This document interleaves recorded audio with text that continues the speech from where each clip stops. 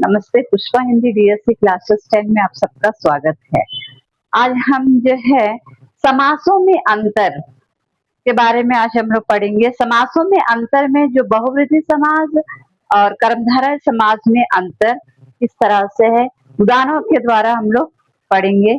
दोनों में अंतर आज देखेंगे। तो कर्मधारय समास जो इस समास के समस्त पदों में विशेषण और विशेष्य, उपमा और उपमेय का प्रधानता होती है, उसे कर्मधारय समास के अंतर्गत हम लोग रखते हैं। उदाहरण के तौर पर देखा जाए तो हम या देहलता, चंद्रमुख, पीताम्बर, इस तरह के कई उदाहरण हमें देखने के लिए मिलती है। तो दोनों उदाहरणों को अंत तक बनाए रहे। दोनों उदाहरणों के अंतरों में आज पढ़ेंगे इस क्लास में। जो दोनों का यहाँ बहुव्रीहि समास का देखा जाए, बहुव्रीहि समास में जो समस्त पद है, दोनों ही पदों में जो है दोनों ही पद प्रदान ना होकर अन्य पद या अन्य अर्थ निकले, उसे हम बहुव्रीहि समास के अंतर्गत हम लोग रख सकते हैं।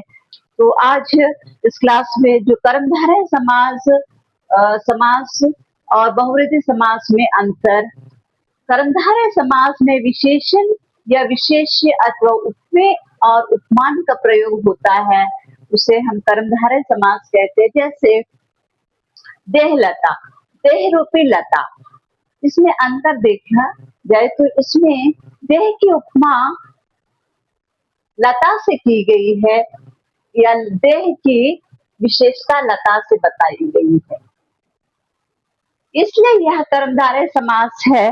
बहुव्रीहि समास में समस्त पद, दोनों पदों में विशेषण विशेष्य का संबंध नहीं होता है, जबकि समस्त पद दी गई दूसरी संज्ञा आदि अन्य अर्थ का अर्थ प्रकट करता है, उसे हम बहुव्रीहि समास के अंतर्गत रखते हैं।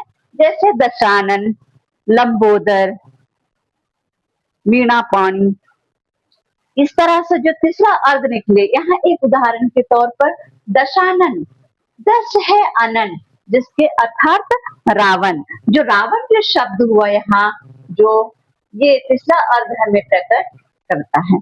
इस तरह से हम जो है कुछ उदाहरणों को देखेंगे और दोनों का जो भेद है हम इससे पता करेंगे, किस तरह से जो है हम लोग कर्मधारय समास और बहुव्रीहि समासों में अंतर क्या है।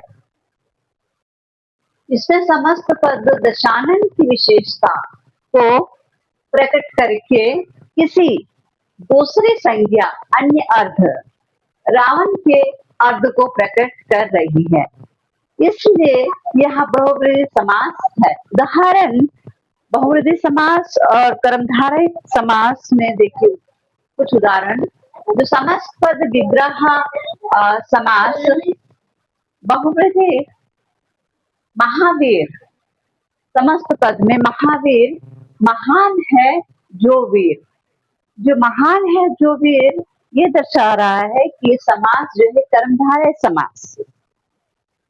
महान वीर है जो हनुमान, बहुव्रीहि समास। इसमें हमें ऑप्शंस में, एग्जाम के थ्रू में ऑप्शंस में यहाँ लिखा रहेगा या कर्मधारय समास या जो है बहुव्रीहि समास, दोनों में किसी एक को चूज करना होगा। दोनों में एक टुक दिया रहेगा, उसमें हम लोग ठीक करेंगे। दूसरी नीलकंठ, नीला है जो कंठ, ऐसे लिखने पर कर्मधारय समास को भी बता रही है। दूसरी ओर नीला है कंठ जिसका जो तीसरा अर्थ निकल रहा है शिवजी, जो शिवजी जो है हमें ये बता रहा है कि बहुव्रीहि समास। इसी प्रकार कमल नयन, कमल के समान नयन, जो कर्मधारय समास के अंतर्गत आती है, जो कमल के समान नयन है जिसके जो अन्य अर्थ में, तीसरे अर्थ में जो है कृष्ण जी को बता रही है। वीणा पानी, वीणा पानी, पानी जिसके हाथों में, वीणा पानी, वीणा में है जो, पानी में है जो वीणा, जो कर्मधारय समास के अंतर्गत हम लोग रखेंगे।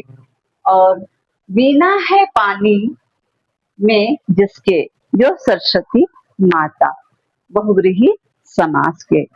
इस तरह से जो है हम कर्मधारय समास और बहुव्रीहि समास में अंतर देखें। तो नेक्स्ट क्लास में, दूसरी क्लास में जो है और कुछ समास में अंतर के बारे में, द्विगु समास और बहुव्रीहि समास में अंतर लेकर आएंगे। नेक्स्ट क्लास में मिलेंगे फिर से।